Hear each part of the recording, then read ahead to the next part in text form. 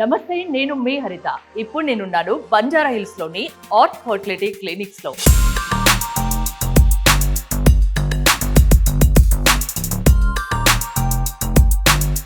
IVF and fertility care లో number 1 గా దూసుకుపోతుంది art fertility clinics. World wide గా అండ్ మెయిన్ మెట్రో సిటీస్ లో, మన తెలుగు స్టేట్స్ విషయానికి వస్తే జూబ్లీ హిల్స్, బంజారా హిల్స్ లో ఆర్ట్ ఫర్టిలిటీ క్లినిక్స్ ఉన్నాయి. Technology, transparency, treatment, art fertility ప్రత్యేకతలు. సో ఈ రోజు మనం కొన్ని విషయాలపై డిస్కస్ చేద్దాం. మీరు ప్రెగ్నెన్సీ ప్లాన్ చేసుకుంటున్నారా? మీ ఫ్యామిలీలో ఎవరికైనా జెనెటిక్ లోపాలు ఉన్నాయా? అయితే జెనెటిక్ టెస్ట్ కంపల్సరీ అంటున్నారు డాక్టర్ చిరు మామిళ్ళ గారు. Senior fertility consultant, 25 years experience and medical director కూడా. నమస్తే మేడం. నమస్తే. మీ గురించి ఇంట్రో ఎంత చెప్పినా తక్కువే అసలు. ఈ మధ్య కాలంలో జెనెటిక్ టెస్ట్ గురించి కూడా ఎక్కువగా వింటున్నాం. అసలు జెనెటిక్ టెస్ట్ అంటే ఏంటి, ఎలాంటి వాళ్ళు చేయించుకోవాలి? జెనెటిక్ టెస్ట్ అంటే మామూలుగా మనం ఎవరిలో అయినా, ఏ లివింగ్ ఆర్గనిజంలో అయినా కానీ క్రోమోజోమ్స్ అనేవి ఉంటాయి. అలానే హ్యూమన్ బీయింగ్స్ మనకు కూడా, మనుషుల్లో కూడా ఉంటాయి అన్నమాట. 23 pairs అని వినుంటారు కదా. సో ఆడవాళ్ళకైతే XX, మగ వాళ్ళకైతే XY క్రోమోజోమ్స్ ఉంటాయి. సో ఈ క్రోమోజోమ్స్ నెంబర్స్ తేడాలు వస్తే బేబీస్లో జెనెటిక్ లోపాలు వస్తాయి అన్నమాట. మెంటల్ రిటార్డేషన్, డౌన్ సిండ్రోమ్ అని వినుంటారు కదా మీరు అంతకుముందు. సో ఇలాంటి క్రోమోజోమ్ ప్రాబ్లమ్స్ వల్ల వస్తుంటాయి. దీన్ని డయాగ్నోస్ చేయడానికి జెనెటిక్ టెస్ట్ చేస్తామన్నమాట. కామన్గా క్యారియోటైపింగ్ అంటాం. జస్ట్గా బ్లడ్ తీసుకొని టెస్ట్ చేస్తే తెలుస్తుంది. అలా మనుషుల్లో చేయొచ్చు. అదే టెస్ట్ మనము IVF ద్వారా కూడా పిండం మీద చేస్తాం, అంటే ఎంబ్రియో మీద చేస్తాం. దానివల్ల మనం బేబీని లోపల పెట్టే ముందే, పిండాన్ని గర్భసంచిలో ఇంట్రడ్యూస్ చేసే ముందే ప్రాబ్లం ఏమైనా ఉంటే ఐడెంటిఫై చేసి దాన్ని అవాయిడ్ చేసే అవకాశం ఉంది. అంటే ఎలా అవాయిడ్ చేయగలరు మ్యామ్? అందరికి ఇది డౌట్ ఉంటుంది. అంటే ఇప్పుడు IVFలో ఏంటంటే 3-4 ఎంబ్రియోస్ అలా ఫామ్ అవుతాయి మనం IVF చేసినప్పుడు. అప్పుడు అన్ని ఎంబ్రియోస్కి, ఒక్కొక్క ఎంబ్రియోకి సెల్స్ తీసి టెస్ట్ చేస్తాము. చేసినప్పుడు ఏ ఎంబ్రియోలో అయితే ఆ క్రోమోజోమ్ ప్రాబ్లం లేదో ఆ ఎంబ్రియోని ట్రాన్స్ఫర్ చేస్తాం. క్రోమోజోమ్ ప్రాబ్లం కానీ జీన్ ప్రాబ్లం కానీ ఉన్న ఎంబ్రియోని ట్రాన్స్ఫర్ చేయం. సో అలాంటప్పుడు హెల్దీ ఎంబ్రియోనే ట్రాన్స్ఫర్ చేస్తాం కాబట్టి ఈ లోపాలు ఆల్మోస్ట్ 95-99% వరకు అవాయిడ్ చేయొచ్చు. అంటే పిల్లలు కావాలి అనుకునే వాళ్ళు ప్రతి ఒక్కరు, అంటే మీ దగ్గరకు వచ్చిన వాళ్ళందరికీ ఇది సజెస్ట్ చేస్తారా? అది జెనెటిక్ టెస్ట్ అనేది ఎలాంటి వాళ్ళకు మీరు చెప్తారు? US లో కానివ్వండి, వెస్ట్లో అందరూ IVF చేసుకున్న ప్రతి ఒక్కళ్ళకి జెనెటిక్ టెస్ట్, ఈ PGTA అంటాం అన్నమాట. ఇక్కడ ఎంతవరకు అవేర్నెస్ ఉంది? ఈ PGTA అనేది అడ్వైస్ చేస్తారు కూడా. కానీ మన గవర్నమెంట్ రూల్ ప్రకారం అందరికీ చేయకూడదు. ఇండికేషన్ అవసరమైన వాళ్ళకి మాత్రమే చేయాలి అనేది రూల్ ఒకటి పాస్ చేశారు. సో ఏజ్ ఎక్కువ ఉన్న వాళ్ళకి మెయిన్గా ఇంపార్టెంట్, లైక్ 35-36 అబౌవ్ ఏజ్ ఉన్న వాళ్ళు ఎవరైనా కానీ ఈ టెస్ట్ చేయటం వల్ల అబ్నార్మల్ క్రోమోజోమ్ ఉన్న ఎంబ్రియోస్ని తీసేస్తాము, ఓన్లీ నార్మల్ ఎంబ్రియోస్ని పెడతాం. కాబట్టి వాళ్ళ సక్సెస్ రేటు ఇంప్రూవ్ అవుతుంది.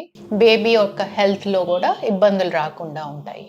అంటే ఫ్యామిలీ హిస్టరీ ఉంటేనే, ఏదైనా ఫ్యామిలీలో ఎవరికైనా బాగా లేకుంటేనే, అలాంటి పిల్లలు పుడితేనే, లోపాలు ఉన్న పిల్లలు పుడితేనే ఈ టెస్ట్ చేయించుకోవాలన్నా? అంటే ఇంతకుముందు నేను చెప్పాను కదండి, ఏజ్ ప్లస్ ఇంతకుముందు ప్రెగ్నెన్సీస్ అబ్నార్మాలిటీస్ ఉంటే కానీ, లేదంటే రిపీటెడ్ ఫెయిల్యూర్స్ కానీ చేయించుకోవటం ఒక కేటగిరీ. మీరు అన్నట్టు ఫ్యామిలీ హిస్టరీలో థాలసీమియాస్ కానీ, సికిల్ సెల్ ఎనీమియా కానీ, అలా ఏదైనా జెనెటిక్ డిజార్డర్ ఫ్యామిలీలో రన్ అవుతూ ఉంటే వాళ్ళకు కూడా మనం ఈ టెస్ట్ చేయొచ్చు. కొంతమందికి క్రోమోజోమ్ ట్రాన్స్లోకేషన్స్ ఉంటాయి, అంటే ఉండాల్సిన చోట లేకుండా వేరే క్రోమోజోమ్కి ఒక పార్ట్ వెళ్ళిపోతుంది అనమాట. దాన్ని ట్రాన్స్లోకేషన్ అంటాం. అలా ఉన్న వ్యక్తులకు కూడా ప్రెగ్నెన్సీ కావాలి అన్నప్పుడు మిస్క్యారేజెస్ ఎక్కువ అవుతూ ఉంటాయి అనమాట. వాళ్ళకు కూడా ఈ జెనెటిక్ టెస్ట్ అనేది అడ్వైస్ చేస్తాం. ఇప్పుడు నార్మల్గా న్యాచురల్గా ప్రెగ్నెన్సీ ప్లాన్ చేసుకునే వాళ్ళు, ఏదైనా ఫ్యామిలీలో మీరు అన్నట్టు లోపాలు ఉండే పిల్లలు పుట్టి ఉంటే ఈ టెస్ట్ సజెస్ట్ చేస్తారా? డెఫినెట్గా అండి. ఒకవేళ లోపాలతో కనుక ఎవరైనా పిల్లలు పుట్టి ఉంటే అసలు వాళ్ళు ఏ లోపంతో పుట్టారు, ఎందుకు వచ్చింది, ఏ క్రోమోజోమ్ ప్రాబ్లము, ఏ జీన్ ప్రాబ్లం అనేది ఫస్ట్ ఐడెంటిఫై చేసుకోవాలి. ఆ జీన్ ప్రాబ్లమ్ని కనుక ఐడెంటిఫై చేసుకుంటే ఆ సేమ్ జీను ఎంబ్రియోలో ఉందా లేదా అని కూడా చేయొచ్చు. ఆ సింపుల్ చిన్న జీన్ కూడా మనం ఐడెంటిఫై చేసి ఆ ఎంబ్రియోని అవాయిడ్ చేస్తాం. పిల్లలు పుట్టాలి, తల్లిదండ్రులు అనిపించుకోవాలని చాలా మంది జంటలు వెయిట్ చేస్తూ ఉంటారు. అలాంటి వాళ్ళు ఏదైనా లోపం ఉన్న పిల్లలు పుడితే ఆ బాధ వర్ణాతీతం. ఇప్పుడు ఈ టెస్ట్ వల్ల ఎలాంటి లోపం లేకుండా పిల్లలు పుడతారా? అంటే ఇప్పుడు మనం ఈ టెస్ట్ చేసాం కాబట్టి 100% ఏమీ లోపం ఉండదు అని అయితే చెప్పలేము. ఎందుకంటే మనం చేసేది చాలా స్పెసిఫిక్ ప్రాబ్లమ్స్కి మాత్రమే. ఇప్పుడు క్రోమోజోమ్ ప్రాబ్లమ్కి చేసే టెస్ట్ క్రోమోజోమ్స్లో లోపం ఉంటే మనకి చెప్తుంది. అదే జీన్ ప్రాబ్లం ఉందనుకోండి, ఆ ఒక్క జీన్కే టెస్ట్ చేస్తాం. థౌజండ్స్ ఆఫ్ జీన్స్ ఉంటాయి కదా, ఆ జీన్స్ అన్నిటిని మనం టెస్ట్ చేయం. అలా థౌజండ్స్ ఆఫ్ జీన్స్ని కూడా WES అంటాము. ఆ టెస్ట్ కూడా ఉంది, కానీ అది చాలా ఎక్స్పెన్సివ్. ఇంకా ఇండియాలో మనం వాడట్లేదు. అలా గనక మనకి టెక్నాలజీ వస్తే గనక అప్పుడు ప్రతి ఒక్క జీన్కి టెస్ట్ చేసే అవకాశం ఉంటుంది ఎంబ్రియోలో కూడా. అప్పుడు మనం కంప్లీట్గా ఈ మధ్య కాలంలో ఎక్కువ మంది పిల్లల్లో ఆటిజం అనేది మనం చూస్తున్నాం మ్యామ్. ఆటిజం ని ఇలాంటి టెస్ట్ ద్వారా మనం తెలుసుకోవచ్చు. అంటే ఆటిజం అనేది మల్టీ ఫ్యాక్టోరియల్ అంటాం. ఒక జీన్ లోపం వల్లే కాదు, వేరే వేరే కారణాలు లైక్ కండిషన్స్, ఎన్విరాన్మెంటల్ కండిషన్స్, వాళ్ళు పెరిగిన పద్ధతులు, వాళ్ళు తినే ఫుడ్, లేకపోతే వాళ్ళు ఎక్కువ శాతం ఇప్పుడు ఆటిజం అనేది ఎక్కువ స్క్రీన్ టైం, చిన్నప్పటి నుంచి ఫోన్లు వాడుకుంటా, ఫోన్లే చూసుకుంటా పెరుగుతుండటం వల్ల జన్యుపరంగా వచ్చేది కాదా మ్యామ్ ప్రాబ్లం? జన్యుపరం అనేది కొంతవరకే, కొంతమందికే, అందరికీ జన్యుపరంగా రావట్లేదు. వేరే వేరే ఫ్యాక్టర్స్ వల్ల కూడా వస్తుంది అనమాట. పేరెంట్స్ ఏజ్ని బట్టి అట్లా కూడా అది ఇంక్రీజ్ అవుతా ఉంటుంది ఇన్స్టెన్స్. జెనెటిక్ టెస్ట్ చేయించుకోవాలంటే ముందే ఏమైనా ప్రిపరేషన్ అవసరమా దానికోసం? అంటే ఫస్ట్ డాక్టర్ని కన్సల్ట్ అవ్వాలా, ఏ జీన్కి టెస్ట్ చేస్తున్నారు అనేది చూడాలా, అది ఎంత శాతం బేబీలో వస్తుంది అనేది కూడా ఐడెంటిఫై చేసుకోవాలా. సో ఒకసారి జెనెటిక్ కౌన్సిలర్తో కూడా డిస్కషన్, కౌన్సిలింగ్ అయ్యాక వాళ్ళ అడ్వైజ్ని బట్టి మనం IVF ద్వారా ముందుకెళ్తాం అనమాట. సో కౌన్సిలర్తో కూడా టచ్లో ఉండి వాళ్ళతో కూడా కొలాబరేట్ చేసుకొని ట్రీట్మెంట్ ప్లాన్ చేస్తాం. బెనిఫిట్స్ ఏంటి అంటే ఏం చెప్తారు దీనివల్ల జెనెటిక్ టెస్ట్? జెనెటిక్ టెస్ట్ అంటే ఇప్పుడు క్రోమోజోమ్ టెస్ట్ చేస్తున్నాం అనుకోండి, ఏజ్ ఎక్కువ ఉన్న వాళ్ళకి, బేబీకి క్రోమోజోమ్ లోపాలు లేకుండా మనం అవాయిడ్ చేయాలి. అంటే ఇప్పుడు ఏజ్ పెరిగే కొద్దీ ఇప్పుడు ఆల్మోస్ట్ 40 years వాళ్ళకి ప్రెగ్నెన్సీ వస్తే చాలా హ్యాపీ ఫీల్ అవుతాం, కానీ వాళ్ళకి 50% రిస్క్ ఆఫ్ మిస్క్యారేజ్ ఉంటుంది. అలా ఉన్నప్పుడు ఏమంటే ఈ క్రోమోజోమ్ టెస్ట్ చేసి హెల్దీ క్రోమోజోమ్తో బేబీని పెడితే ఆ 50% దల్లా 5%, 10%కి వచ్చేస్తుంది మిస్క్యారేజ్ రేట్. సో అలా మనము లైవ్ బేబీని, బర్త్ ని ఇంక్రీజ్ చేయగలుగుతాము. ప్లస్ ప్రెగ్నెన్సీ ఛాన్సెస్ IVF లో ఇంక్రీజ్ చేయగలుగుతాము. నెగిటివ్ సైకిల్స్ ని తగ్గిస్తాము. సో డిసప్పాయింట్మెంట్ ని తగ్గించవచ్చు అనమాట. అలానే ఫ్యామిలీలో జీన్ లోపాలు ఉన్నాయి, వాళ్ళకి పాపం చాలా ఇబ్బంది పడుతున్నారు, ఎస్పెషలీ థాలసీమియా లాంటి జబ్బుల్లో ఉన్న వాళ్ళ ఫ్యామిలీస్లో అయితే చాలా స్ట్రగుల్ అవుతూ ఉంటారనమాట. రిపీటెడ్ బ్లడ్ ట్రాన్స్ఫ్యూషన్స్ ఇవన్నీ. సో అలాంటివన్నీ అవాయిడ్ చేసి హెల్దీ బేబీని ఇవ్వగలగచ్చు అనమాట ఈ టెక్నాలజీతో. స్ట్రైట్ ఫార్వర్డ్ గా ఉంటాయి మ్యామ్ జెనెటిక్ టెస్ట్లన్నీ? చాలా స్ట్రైట్ ఫార్వర్డ్గా ఉంటాయండి, ఇబ్బంది ఏం లేదు. ఓన్లీ థింగ్ ఏంటంటే వాళ్ళు IVF చేయించుకోవాలి.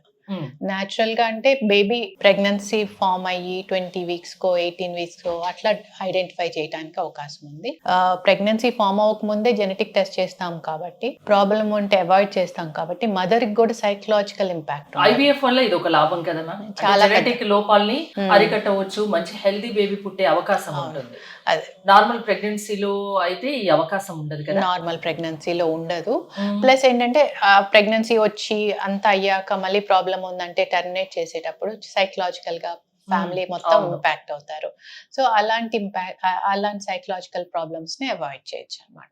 స్ట్రెస్. ఈ వీడియో చాలా మంది చూస్తుంటారు, ఈ వీడియో ద్వారా మీరు ఏం చెప్తారు? ఎలాంటి వాళ్ళకి మీరు ఈ జెనెటిక్ టెస్ట్ అనేది సజెస్ట్ చేస్తారు? ఎలాంటి వాళ్ళు మీ దగ్గరికి రావచ్చు? ఏజ్ ఎక్కువ ఉండి ప్రెగ్నెన్సీ కావాలనుకునే వాళ్ళు, అంత ముందు చాలా సార్లు ట్రై చేశారు, సక్సెస్ అవ్వలేదు, స్టిల్ ఓన్ ఎగ్ స్పర్మ్ తో ప్రెగ్నెన్సీ కావాలనుకునే వాళ్ళు, లేదా రికరెంట్ మిస్క్యారేజెస్ అవుతున్నాయి చాలా సార్లు, ఒక్కొక్కళ్ళకి మీరు నమ్మరు 7-8 సార్లు మిస్క్యారేజెస్ అయిన వాళ్ళు కూడా ఉంటారు. సో అలాంటి వాళ్ళకి, లేదంటే ఫ్యామిలీలో జెనెటిక్ ప్రాబ్లమ్స్ ఉన్న వాళ్ళు, థాలసీమియా, సికిల్ సెల్ ఎనీమియా, లేకపోతే స్పైనల్ మస్కులర్ డిస్ట్రోఫీ, ఏదైనా జీన్ ప్రాబ్లం ఉంటే కనుక ఒకసారి కన్సల్ట్ అయితే వాళ్ళ జీన్ ప్రాబ్లం ఏంటి అని ఐడెంటిఫై చేసి వాళ్ళకి ఆ ప్రాబ్లం లేకుండా ఉండే బేబీని ఇచ్చే అవకాశం ఉంటుంది. ఆర్ట్ ఫర్టిలిటీ గురించి అందరికీ తెలిసింది, అంటే వరల్డ్ వైడ్ గా క్లినిక్స్లు ఉన్నాయి, మెట్రో సిటీస్లో ఉన్నాయి. మన తెలుగు స్టేట్స్ విషయానికి వస్తే జూబ్లీ హిల్స్, బంజారా హిల్స్లో ఉన్నాయి.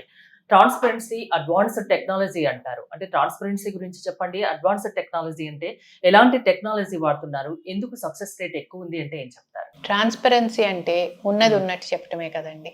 సో వాళ్ళకి ఏం ప్రాబ్లం ఉంది అనేది ముందు చెప్పటం, తర్వాత వాళ్ళకి ప్రతి ఒక్కళ్ళు ఫర్టిలిటీ క్లినిక్ వస్తే సక్సెస్ అవ్వాలి, ఒక బేబీని ఎత్తుకొని వెళ్ళాలి అని అనుకుంటారు. ఆ ఆశతోనే మీ దగ్గరికి ఆశతోనే వస్తారు. ట్రీట్మెంట్ స్టార్ట్ చేసినప్పుడు ఇంకా రిజల్ట్ 100% అనుకుంటారు, కానీ ఫ్యాక్ట్ ఏంటంటే అది కరెక్ట్ కాదు. సో రిజల్ట్ వాళ్ళ సిచ్యువేషన్ బట్టి, ఏజ్ని బట్టి, వాళ్ళ ఎగ్ నెంబర్స్ని బట్టి, స్పర్మ్ క్వాలిటీని బట్టి ఉంటుంది. సో అదంతా అసెస్ చేసి వాళ్ళకి డైరెక్ట్గా కరెక్ట్ ఫ్యాక్ట్స్ చెప్పటం.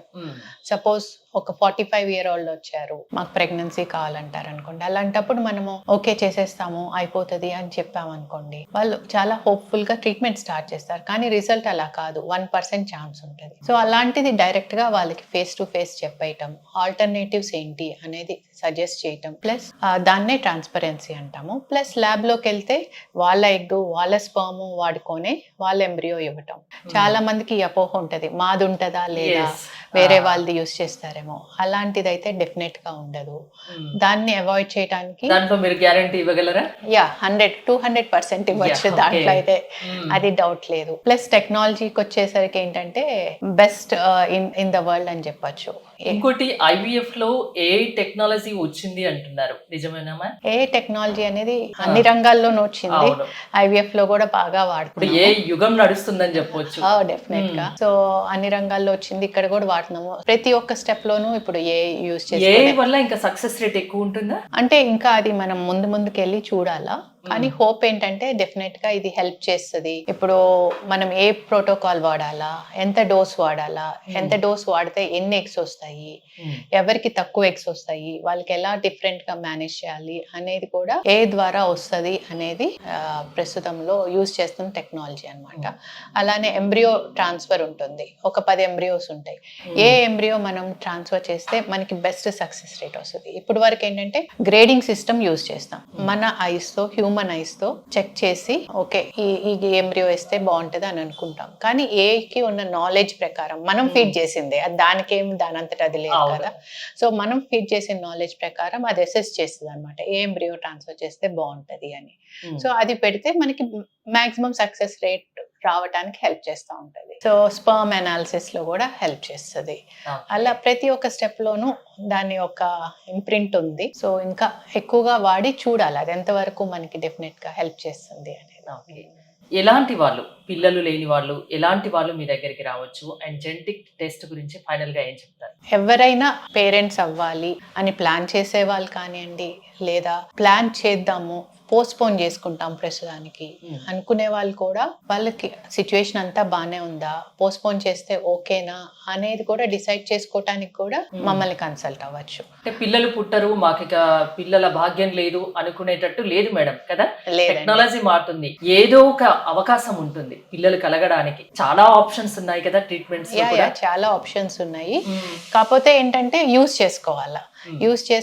ప్లస్ ఏంటంటే డిసప్పాయింట్ అవ్వకూడదు. ఇదేంటి 100% సక్సెస్ రేట్ ఉన్న ట్రీట్మెంట్ కాదు. సో కంటిన్యూ చేయటమే మోస్ట్ ఇంపార్టెంట్ థింగ్. కంటిన్యూ చేస్తే లేని వాళ్ళు బాధపడద్దు. అండ్ జెనెటిక్ టెస్ట్ ఈ రోజు మనం మాట్లాడుకున్నాం, అది ఫ్యామిలీలో ఏదైనా హిస్టరీ ఉన్నా ఏదైనా ఉంటే ముందుగా ఈ టెస్ట్ చేయడం వల్ల హెల్దీ బేబీస్ పుట్టే అవకాశం ఉంటుంది. Thank you ma'am, thank you so much. మీరు ఆర్ట్ ఫర్టిలిటీ క్లినిక్లో ట్రీట్మెంట్స్ చేయించుకోవాలి, పిల్లలు లేరు అనుకునే వాళ్ళు అస్సలు బాధపడకండి. ఇక్కడ ట్రీట్మెంట్ చేయించుకోవాలి అనుకుంటే స్క్రీన్ పై స్క్రోల్ అవుతున్న నెంబర్స్ కాల్ చేసి కాంటాక్ట్ అవ్వండి. చూస్తూనే ఉండండి సుమన్ టీవీ. ప్రజెంట్ నేను art fertility clinics Banjara Hills లో ఉన్నాను. నా పక్క వాళ్ళు అంటే ఈ జంట సిద్దిపేట నుండి వచ్చారు. మ్యారేజ్ అయ్యి 6 years అవుతుంది. ఆర్ట్ ఫర్టిలిటీ క్లినిక్స్ లో ట్రీట్మెంట్ చేయించుకున్న 1 monthకే తను శిరీష గారు కన్సీవ్ అయ్యారు. వాళ్ళ మాటల్లోనే పూర్తిగా తెలుసుకుందాం. నమస్తే, మీ పేరండి? బాలేశ్వర మేడం. ఏం చేస్తూ ఉంటారు? ఆటో ఆఫీస్ పనిచేస్తాను మేడం. ఓకే, మీ wife Sirisha. Madam marriage 6 years అయింది. 6 years అంటే పిల్లల కోసం ట్రై చేశారు? ట్రై చేస్తాను మేడం. 6 years నుంచి ప్రతి హాస్పిటల్ తిరిగాము. సో దీన్ని తెలుసుకున్న తర్వాత ఇక్కడికి వచ్చాము. మేడం గారు చెప్పారు ట్రై చేద్దాం అని చెప్పారు. 1 month లోనే ఒక రిజల్ట్ వచ్చింది. డాక్టర్ లక్ష్మి గారు చెప్పారు. చెప్పినట్టుగానే 1 month లోనే 1 కన్సీవ్ month లోనే మేడం. 20 days లోనే ఓన్లీ. ఇంకెక్కడైనా ట్రీట్మెంట్ ట్రై చేశారా? చాలా ట్రై చేసాం మేడం. బయట అక్కడ మెదక్లో, మళ్ళీ లోకల్ సిద్దిపేటలో అంతా ట్రై చేసాం, కానీ అంత రిజల్ట్ రాలేదు మాకు. అప్పుడు నమ్మకం పోయిందా? ఇంకా పిల్లలు పుట్టారు అంటే మాకు కొద్దిగా డిసప్పాయింట్ అయిపోయాం మేడం. చాలా మటుకు మా మమ్మీ కానీ వాళ్ళ కానీ కొద్దిగా ఉంటుంది ఫ్యామిలీస్ లో ఆ బాధ ఉంటుంది. కానీ అప్పుడు ఇక తర్వాత తెలుసుకుంటే ఏంటంటే మేడం చాలా బాగా చూస్తారని తెలిస్తే స్టడీ చేసాం. 70% ఉంది overall గా. బాగా తెలుసుకొని డాక్టర్ లక్ష్మి గారి గురించి తెలుసుకొని తెలుసుకున్న ఆర్ట్ తర్వాత ఫర్టిలిటీ క్లినిక్ గురించి తెలుసుకొని ఇక్కడికి వచ్చారు. ఓవరాల్ గా వరల్డ్ వైడ్ కూడా బాగుందని తెలుసుకున్న తర్వాత ఇక్కడికి వచ్చాను మేము. శిరీష గారు కంగ్రాచులేషన్స్, హ్యాపీనా? 1 ఆ, మంత్ చాలా- లోనే కన్సీవ్ అయిపోయారు. మేడం పక్కన ఉన్నారు, థ్యాంక్స్ చెప్తారా లేదా మరి ఆ, లక్ష్మి చెప్తాను. మేడం కి? ఏం చెప్తారు? థ్యాంక్స్ చెప్తాను. థ్యాంక్స్ చెప్తారా? మోహన్ చూస్తూ చెప్పొచ్చు. Thanks madam. చాలా ఆనందంగా ఉన్నారు లక్ష్మి గారు, నిజంగా. అవునండి. ఇలాంటి వాళ్ళు ఎందరినో మీరు పేరెంట్స్ గా మార్చుంటారు కదా, వేలల్లో ఉంటారు కదా, అవును. వీళ్ళ హ్యాపీనెస్ ని చూస్తే మీకు ఏమనిపిస్తుంది? చాలా ఫుల్ఫిల్లింగ్ అనిపిస్తుంది. కాకపోతే ఎవ్రీ కేసు ఛాలెంజ్. వచ్చే వరకు మనకి తెలియదు కదా, రిజల్ట్ వచ్చాక చూసి అమ్మాయి అనుకుంటాం ఎప్పుడు ప్రతి కేసుకి. వాళ్ళు ఎంత హ్యాపీ ఫీల్ అవుతారో అంతకంటే డబుల్ హ్యాపీనెస్ వస్తుంది. బాగా తెలుసుకొని వచ్చాం మేడం గురించి, ఆర్ట్ ఫర్టిలిటీ క్లినిక్ గురించి తెలుసుకొని వచ్చినాం. అనుకున్నట్టుగానే మేము 1 మంత్ లోనే మాకు గుడ్ న్యూస్ వచ్చింది అని చెప్తున్నారు. పేషెంట్ ట్రస్ట్ కూడా చాలా ఇంపార్టెంట్ అండి. Yes.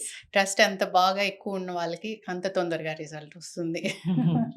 ఏం Yeah. చెప్తారు శిరీష గారు, మీలాగా పిల్లలు లేని వాళ్ళకి ఏం ఈ చెప్తారు? హాస్పిటల్ కి రావాలి అని చెప్తాము, చూయించుకోండి, ఈ ఆర్ట్ ఫర్టిలిటీ క్లినిక్ కి రమ్మని చెప్తారు. చెప్తాం. ఎందుకంటే మీలాగా పిల్లలు లేని వాళ్ళు బాధపడకూడదు, బాధపడద్దు, మీలాగా సంతోషంగా ఉండాలి. ఉండాలి అని చెప్తాం. Okay, thank you. Thank you. Thank you ma'am.